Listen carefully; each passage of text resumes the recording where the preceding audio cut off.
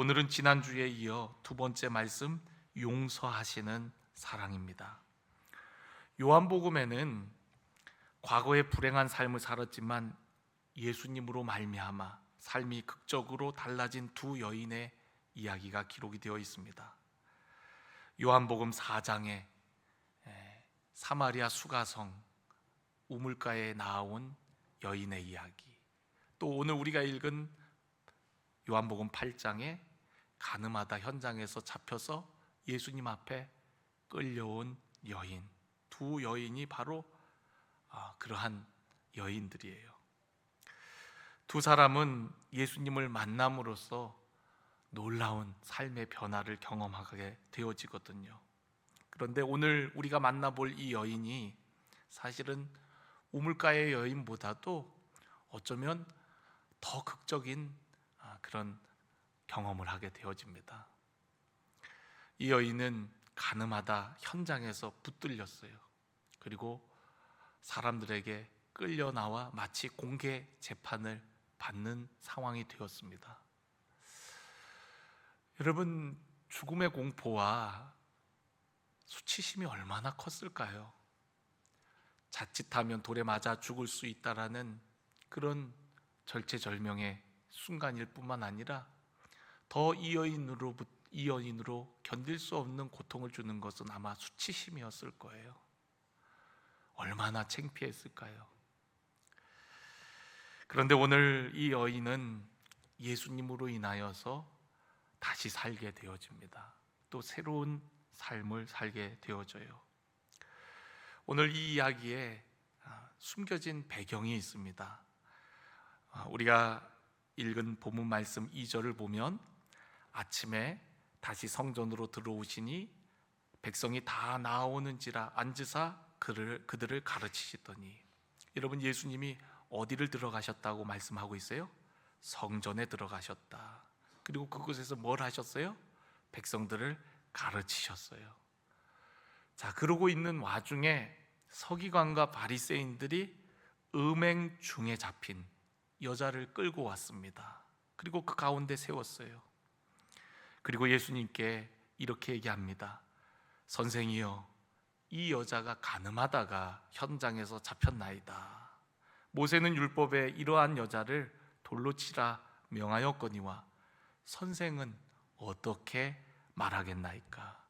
여러분, 지금 예수님께서 성전에서 뭐 하고 계셨어요? 사람들을 가르치고 계셨어요. 하나님의 말씀을 그들에게 가르치고 있었습니다. 모세의 율법에는 이런 여인은 돌로 치라고 했는데 선생님은 어떻게 말하시겠나이까? 그들이 이렇게 예수님께 끌고 와서 묻는 이유는 6절을 보면 그들이 이렇게 말하면 고발할 조건을 얻고자 하여 예수를 시험함이러라 라고 얘기하고 있습니다. 그러니까 이들에게는 숨은 의도가 있었다는 거예요. 이 여인을 희생양으로 삼아서 예수님을 고발하려고 하는 거죠. 예수님을 올가매려고 하는 겁니다. 우리가 요한복음 7장을 보면은 예수님을 미워하는 무리들이 어떻게 해서든 예수님을 잡아가두려고 합니다. 근데 그것이 뜻대로 되지를 않거든요. 사람들은 예수님을 따르니까 그 군중들 앞에서 예수님을 잡아가둘 수가 없는 거예요. 군중들을 두려워해서 어떻게 예수님을 할 수가 없는 겁니다. 그래서 바리새인과 서기관들은 작당을 합니다. 어떻게든 예수님을 고발할 조건을 찾고자 하여 그들끼리 작당을 하는 모습을 볼 수가 있습니다. 우리가 이번 주에 큐티를 하면서도 그러한 모습을 볼 수가 있었죠. 마태복음 23장, 24장 그런 내용을 보면은 대제사장과 장로들이 예수님의 권위에 대해서 질문하는 장면, 또 바리새인과 헤롯, 함께 할 수 없는 자들입니다. 그런데 예수님의 그런 흠을 찾기 위해서는 함께 할 수 없는 무리들이 하나가 되어서 예수님께 와서 세금에 관한 질문을 하지요. 또 사두개인들이 예수님께 와서 부활에 대해서 또 영적인 것에 대해서 질문을 합니다. 어려운 질문을 해요. 또 율법학자 서기관이 와서 계명에 대해서 계명 중에 어느 계명이 크냐고 예수님을 시험하고자 질문을 하기도 합니다. 그런데 예수님은 그런 그들의 질문에 숨은 의도가 있는 것을 알면서도 그들에게 대답하세요. 그리고 그들보다 훨씬 지혜로우신 예수님께서는 그들의 질문, 그 숨은 의도를 하시고 그들을 다 물리치십니다. 할렐루야. 참 어리석은 거죠. 이 질문을 하면 예수님이 옴짝달싹 못할 거야. 지금도 그렇습니다. 만약 이 여인을 돌로 치라고 한다면 예수님 평소에 사랑에 관한 말씀을 하신 예수님과는 상반된 모습이기 때문에 결국 예수님이 비난받을 것입니다. 그리고 돌로 쳤을 경우에는 그 책임은 예수님에게 고스란히 주어지거든요. 그곳은 성전 뜰이었어요. 그곳에서 사람을 죽일 수 없습니다. 뿐만 아니라 이스라엘 백성들은 로마의 식민지 아래에 있었기 때문에 사람을 죽일 수 있는 권한이 그들에게는 없었습니다. 그러니까 율법대로 돌로 치라고 해도 문제가 되는 거죠. 그러나 만약에 돌로 치지 말라고 하면 지금 예수님께서 성전에서 뭘 가르치고 있었습니까? 율법을 가르치고 있었습니다. 하나님의 말씀을 가르치고 있는데 그 가르침과 다르다고 하여 결국 예수님은 비난을 받을 것이고 사람들의 고발거리가 될 것입니다. 그러니까 이러지도 못하고 저러지도 못하는 질문을 지금 하고 있는 겁니다. 여러분, 가늠하다 현장에서 잡힌 여인도 물론 죄인이지만 여러분, 더 어떻게 보면 교활한 죄인은 누군가요? 서기관과 바리새인들 아닐까요? 그들은 예수님을 고발할 조건을 찾기 위해서 한 여인의 인생을 망가뜨리는 것도 서슴지 않는 자들이었습니다. 여러분, 이상하지 않습니까?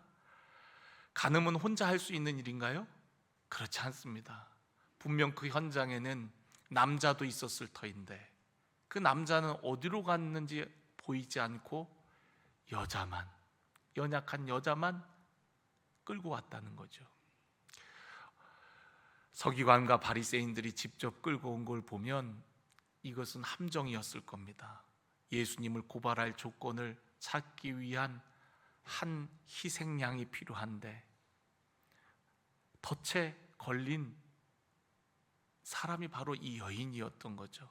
어떻게 그 현장을 급습해 갖고 여자만 데려올 수 있단 말이에요. 그런데 그 여자만 현장에서 붙잡아 갖고 온 걸 보면 그들의 아주 교활한, 아주 악랄한 그런 모습들을 우리는 짐작할 수가 있는 것이죠. 예수님은 다 아셨어요. 여러분, 사람의 얼굴과 눈빛만 봐도 저 사람이 어떤 사람인지 대충 느낄 수 있건만 예수님은 사람의 중심을 들여다보시고 다 아시는 분이었기 때문에 그들의 악한 숨은 의도를 알고 계셨습니다.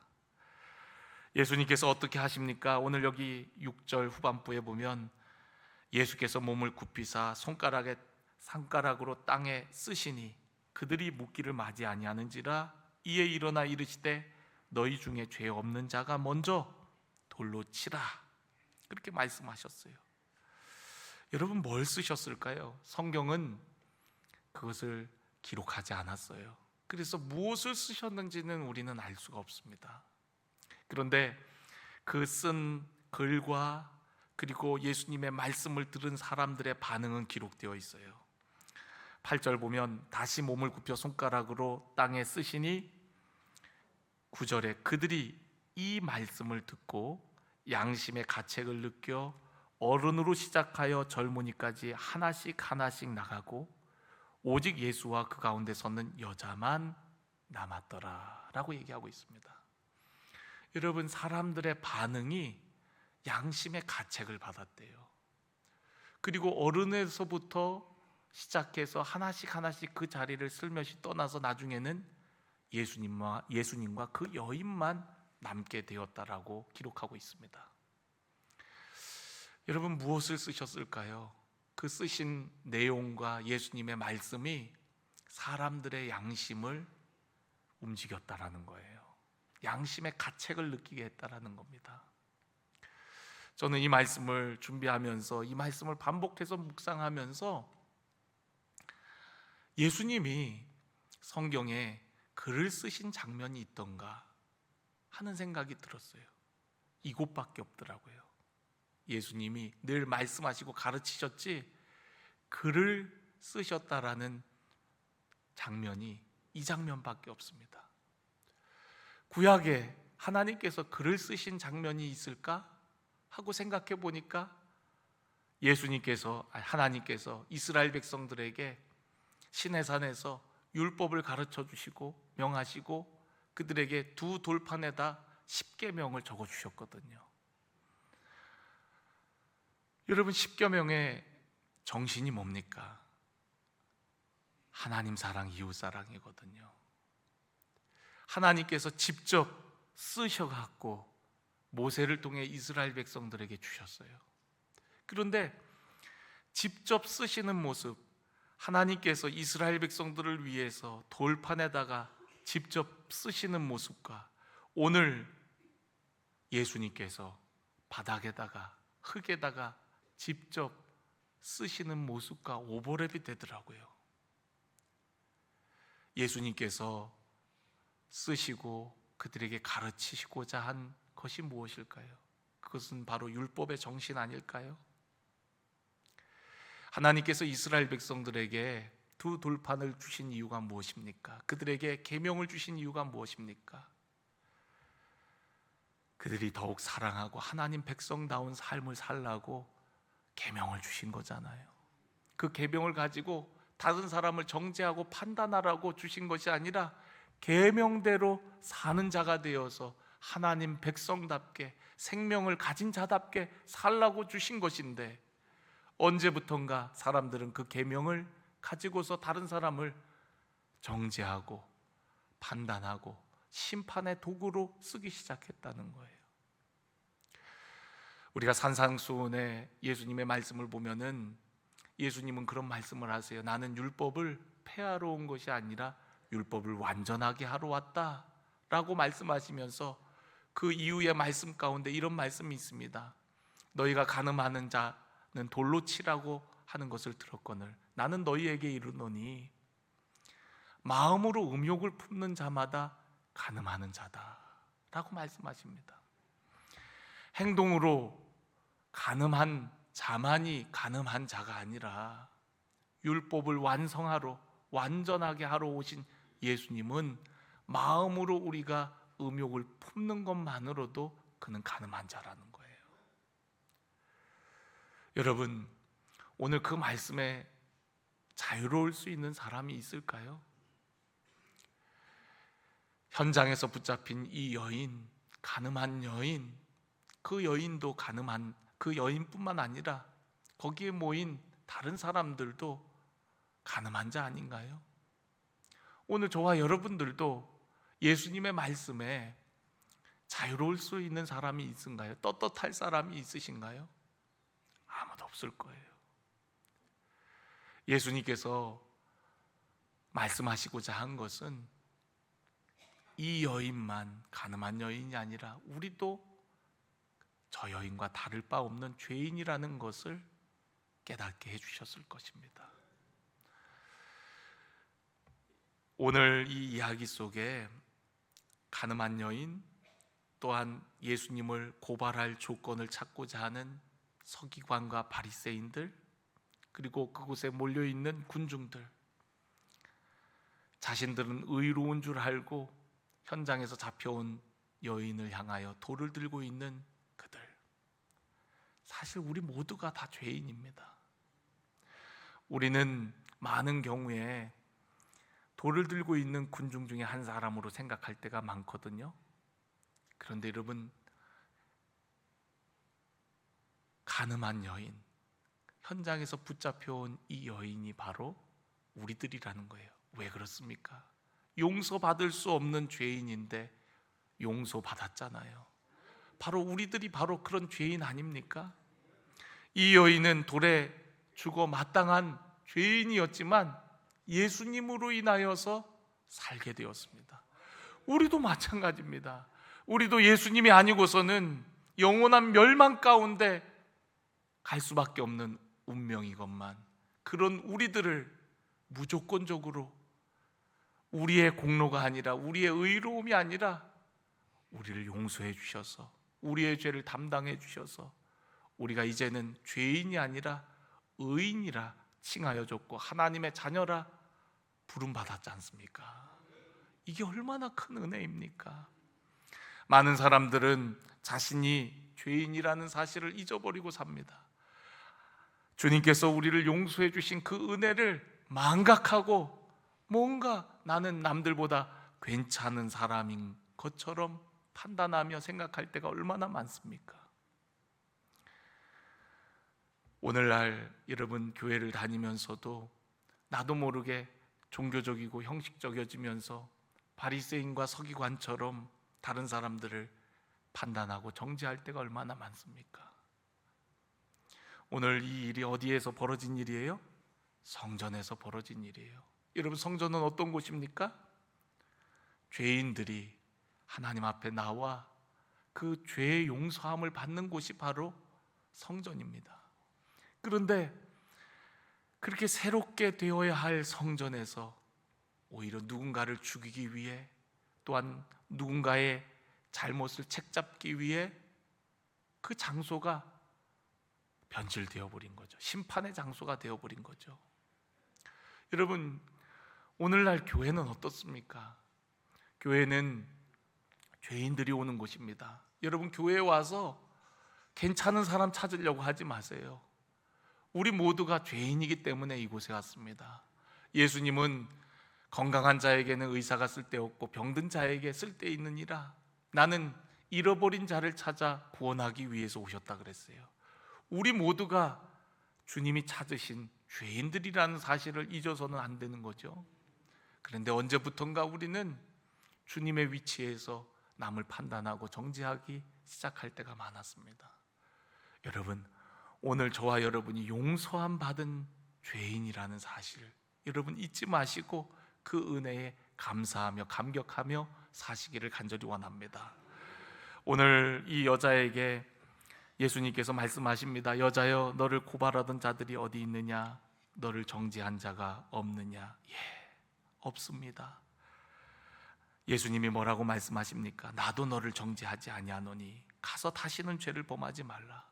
여러분, 예수님도 그를 정죄하지 않으신대요. 예수님은 충분히 심판하실 수 있는 분이십니다. 그런데 예수님은 그를 심판하지 아니하세요. 요한복음 3장 17절에 보면 예수님께서 오신 이유에 대해서 얘기합니다. 예수님은 세상을 심판하러 오신 것이 아니래요. 세상을 구원하기 위해 오셨다라고 말씀하셨습니다. 구원자 예수님, 아무 조건 없이 그 여인을 용서해 주셨어요.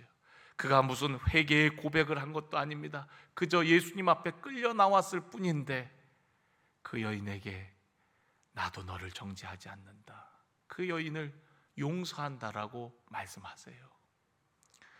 여러분, 예수님께서 십자가에 못 박히실 때 두 강도가 있었죠. 처음에는 두 강도가 함께 예수님을 조롱하였지만 나중에는 우편 강도는 예수님께 이런 부탁을 합니다. 주의 나라 임하실 때 나를 좀 기억해 달라고. 그가 죄를 분명히 회개했는지 어떠했는지 알 수 없습니다. 그런데 예수님 그에게 뭐라고 말씀하십니까? 네가 오늘 나와 함께 낙원에 있으리라 라고 말씀하셨어요. 용서해 주신 것이죠. 그는 죽어 마땅한 죄인이었습니다. 이 땅에서 처형당해야만 하는 죄인이었습니다. 그런 죄인도 마지막 순간에 예수님을 향하여 요청했을 때 용서해 주시고 네가 오늘 나와 함께 있을 것이라고 말씀해 주십니다. 심지어는 예수님께 와서 손가락질하고 침뱉고 모욕하는 수많은 사람들, 그들을 향하여 예수님은 십자가에서 고통 가운데 그들을 용서하는 기도를 하십니다. 아버지여, 저들이 하는 것을 알지 못하여 그러하오니 저들을 용서하여 달라고 저들을 위한 용서의 기도를 하세요. 여러분, 주님의 용서는 무조건적인 용서입니다. 어떤 죄를 지었든지 어떤 과거가 있든지 주님 앞에 나오기만 하면, 그것이 자이든 터이든 타이든 주님 앞에 나오기만 하면 주님은 우리의 죄를 덮어주실 뿐만 아니라 주님이 흘리신 그 보혈로 우리의 모든 죄를 씻어 주시는 줄로 믿습니다. 여러분, 오늘 이 여인의 삶은 어떻게 됐을까요? 성경은 이 여인의 삶을 더 증언하고 있지 않지만 아마도 이 여인은 용서함 받고 나서 나를 용서해 주신, 나를 살려주신 그 주님을 간증하고 또 전하며 살지 않았을까요? 우리가 요한복음 4장에 보면 그 목마른 여인이 예수님을 만나고 나서 마을 사람들에게 내가 만난 예수님을 증거하며 살았던 것처럼 이 여인 역시도 나를 새롭게 하신 주님, 나를 용서해 주셨을 뿐만 아니라 나에게 새로운 삶을 향해 나아갈 수 있도록 축복해 주신 그 주님을 증거하며 노래하며 살지 않았겠어요? 또한 자신도 그렇게 용서받았기에 또한 다른 사람들을 용서하는 삶을 살지 않았을까요? 여러분, 오늘 여러분들과 저는 많은 죄를 용서함 받은 자들인 줄로 믿습니다. 그 용서함의 은혜가 있다면 이제는 우리들도 누군가를 용서하며 살아야 되는 거죠. 우리는 마치 1만 달란트를 탕감받은 자들과 같아요.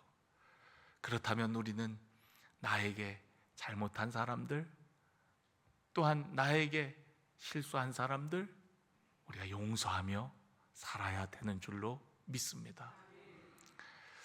우리가 용서하면은 떠올리는 성경의 인물 한 사람이 있죠. 누가 있나요? 우리 창세기에 보면 우리 창세기 12장부터가 아브라함, 이삭, 야곱 그리고 요셉의 이야기가 기록되어 있죠. 여러분, 요셉의 삶이 어땠습니까? 형들에게 배신당해서 죽음의 위기를 건너야 됐고 위기를 모면해야 됐고 또 애굽에 팔려가서 종살이와 또 감옥에 갇히는 그런 수모를 당해야만 했어요.